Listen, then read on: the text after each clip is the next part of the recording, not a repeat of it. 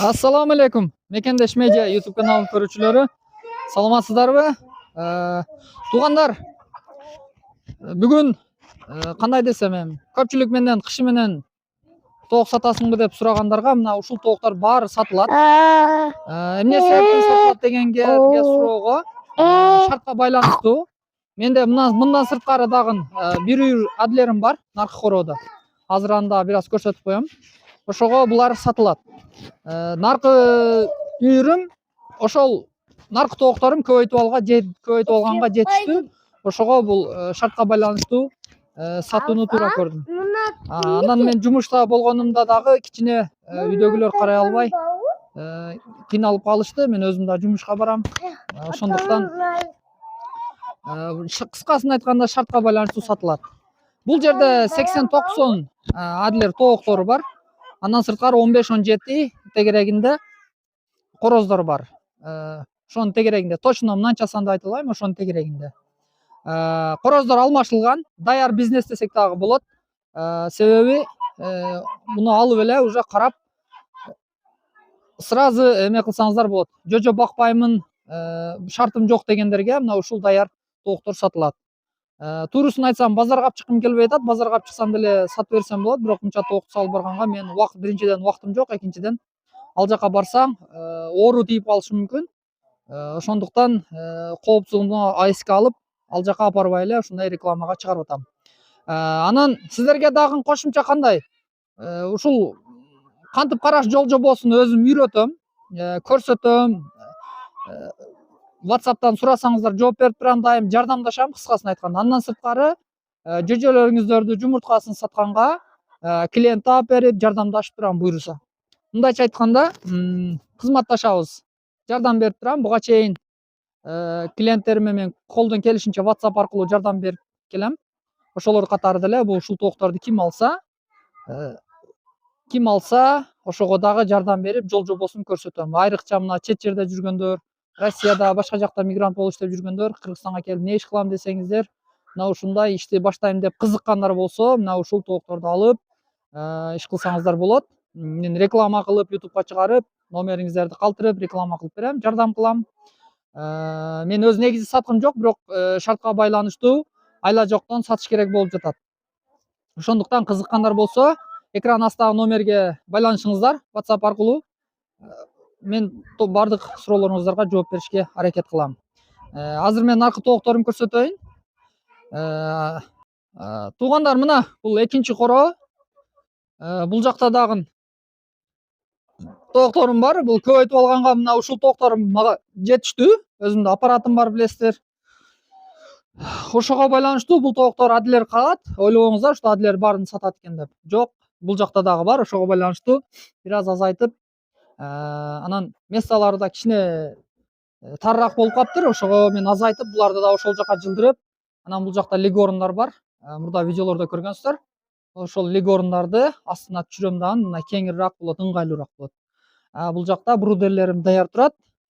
Буйруса 3-4 күндө жөжөлөр чыгат. Мына ушулардын жөжөлөрү инкубатордо чыгат. 23 апрелде чыгат. 3 күн 4 күндү кылып өзүм баап берем. Сонун кылып чыйрак болуп калат. 3 күн 4 күндө жем, суу ичип, андан уже сатыкка даяр. Байланышам десеңиздер, ошол экран астындагы номерге байланышыңыздар. Жожо тууралуу, жумуртка тууралуу. Анан совет сурасаңыздар деле мен жардам берем. Эч кандай каршылык жок. Только WhatsApp'тан жазыңыздар, туугандар, WhatsApp'тан. Себеби мен жумушта болуп калам, сиздерге звонокко жооп бергенге мүмкүнчүлүк болбой калат. Ошондуктан WhatsApp аркылуу жооп берем, туугандар. Анан көпчүлүгү сурап атат, буну кой берсе болобу, адлерди деген суроолор болуп атат. Туугандар, буну кой берсеңиздер болот. Мен азыр жанагы баягы эле тооктарды азыр кайрадан көрсөтөм, эшикте эле жүрөт. Мындай ниппельный пайлкалар кылып коюңуздар. Эгер сиздер тооккана кыламын, ушундай бизнес кылам десеңиздер, башында шарт түзүп коюңуздар, туугандар. Себеби кийин жүдөйсүздөр. Анан мындай жарыктык болуш керек. Мен ага тоокканам кичине караңгы болгонуга байланыштуу ушундай кошумча жарык коем. Көп жарык болбош керек, но орточо жарык болсо жакшы болот. Себеби караңгыда дагы ушул тукум туушуна дагы ушул жарыктык дагы таасир берет, туугандар. Ошондуктан бул нерсеге дагы маани бериңиздер, сөзсүз түрдө. Анан көп жарык болуп кетсе дагы болбойт, себеби каннибал деген оору бар. Айрыкча мына легорндарда ушундай оору көбүрөөк келет. Адлерде деле бар, бирок азыраак. Көп жарык болсо кызарган жерини бири-биrini чокуп ташташат.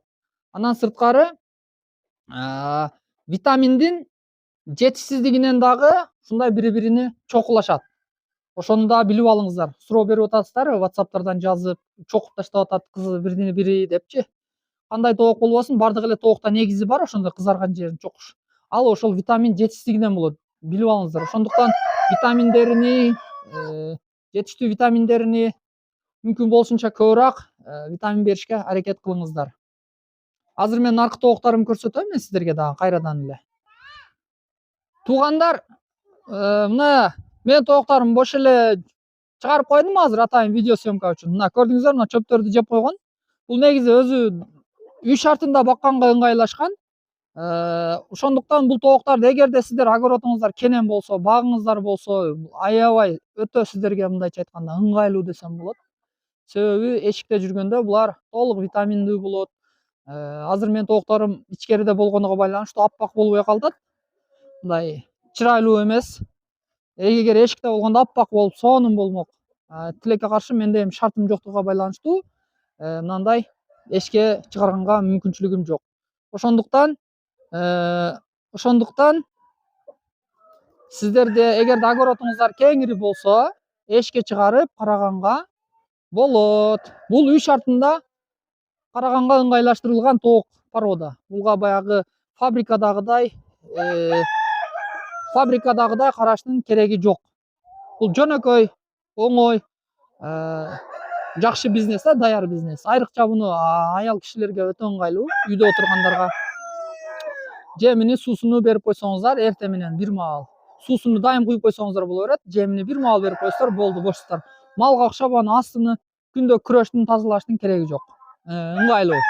Анан дагы кошумча тоокко кызыккандар, мен сиздерге бир нерсени айта кетейин. Азыркы учурда Кыргызстанда эгерде сиздер жанагындай клеткада несушка тооктарды карайм десеңиздер, ак тооктарды баягы сеткаларда, фабрикаларда багат го, чоң-чоң 1000, 5000, 10000. Ошондой тоокко кызыккан болсоңуздар, мен сиздерге азыркы учурда эми келечекте кандай болот айта албайм. Азыркы учурда ыңгайсыз. Себеби фермерлер аябай жумурткалар түшүп, баалар түшүп өтө кыйналышып атат. Кредитке алган дыйкандар, жана башка ушундай жем кымбат. Мындайча айтканда өзүн өзү акташ кыйын да. Ошондуктан анын дагы минус жери, мисалы үчүн буларды жөжөлөрүн ачырып сатсаңыздар болот, туугандар. Мында плюс жактары көп. Огородуңузга кое берсеңиздер болот, жем бербей эле жаздын күнү мисалы үчүн жем бербеймин, туубаса деле жүрө берет десеңиздер, огородко кое берсеңиздер, чөп менен эле тамактанып алат. Ачка калбайт.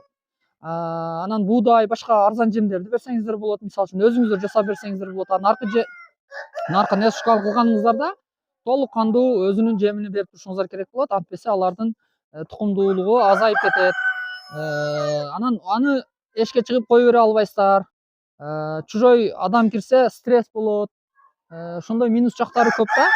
Анын жөжөсүн ачырып чыгара албайсыздар, туугандар. Ошондуктан мына ушундай домашний варианттагы тооктун порода түрлөрүгө кызыгыңыздар. Адлердин өзгөчө жери аябай тез жетилет экен, тез чоңойот экен, мага өзгөчөлүгү ошол жакты. Анан плюс жери булар жөжө ачат, туугандар, жөжө ачат. Кадимки үй тооктой эле жөжө ачат, бирок кайра-кайра күрт боло бербейт. Эми мындайча айтканда 10 тооктан, 15 тооктан бирөө күрт болот да, бирок ачат. Бул факт бар, мен далилдеп бере алам. Менин видеолорумда дагы бар. Ошондуктан ушундай тооктарга жери кенеңиздер болсо, бактарыңыздар, огородуңуздар кеңири, адырда ушундай жерлер болсо, мен ушул тооктарды сунуштайм. Жанагы несушканы не вариант, өзүн өзү актабайт, ага сетка сатып аласыздар. Өзүнүн стандарттары бар, анын сөзсүз ошолорду аткарышыңыздар керек. Андай кылбасаңыздар аны толук сиздер өзүн өзү акташ кыйын болуп калат. Ошондуктан мына ушундай адлер болбосо дагы башка породалар, бирок ушундай үй шартында караганга ыңгайлуу тоокторду багууну сиздерге сунуштайм, туугандар. Дагы эмнени айтам? Азыркы учурда мындайча айтканда ошол несушка тооктарды кылганга ыңгайсыз, банкрот болуу коркунучсуз да. Көп фермерлер сатып атат сеткаларын. Мен сиздерге несушка тоок саткандар, ошондой кармагандар, капа болбоңуздар, бирок факт болуп атат. Мен өз фермерлерди өзүнөн угуп атам. группаларда да жүрөт. Жумуртка түшүп кетти, импорт күчөп кетти депчи биздин дыйкандар кыйналып атат. Айрыкча жөнөкөй карапайым калк, 1000 тоогу барлар, 2000 тоогу барлар аябай кыйналып атат. Ошондуктан мен андай вариантты сиздерге сунуштабайм. Ар ким өзү билет, бирок мен билген фактты сиздерге мындай кошумча маалыматкар эле айтып койдум. Кылыч кылбаш, караш карабаш өзүңүздөрдөн. Ошондуктан ар бир нерсени эсептеп, жол жобосун көрүп, анан өзүңүздөр жакшына чечим кабыл алыңыздар, туугандар. Ошондой туугандар, суроолор болсо экранын астындагы номерлерге кайрылыңыздар. Колдон келишинче мен сиздерге жардам берем. Буюрса жакында тоок бизнес эмес, дагы башка бизнестин түрлөрү тууралуу дагы мен видеолорду тартам. Андыктан кандай бизнестер тууралуу видеолор сунуштаңыздар. Малина, Купнай, алма бак же башка бука, мал багуу, кыскасы. Ошого карап мен комментарийлерге карап жакшы видеолорду тартышка аракет кылам. Менин максатым, чтоб сиздер дагы менин видеом аркылуу пайда алыңыздар. Чет жерде жүргөн айрыкча мигранттар Кыргызстанда деле ишкерликти кылып, ушундай өз мамлекетти өнүп турөлү, бири бирибизге жардам берели дегендей. Ушундай туугандар. Сиздер менен Мекендеш медиа YouTube каналы болду туугандар. Кийинки видеолордо көрүшкөнчө саламатта калыңыздар. Видеого сөзсүз түрдө лайк басып, комментарий жазып коюңуздар. Мен абдан кубанычта болом.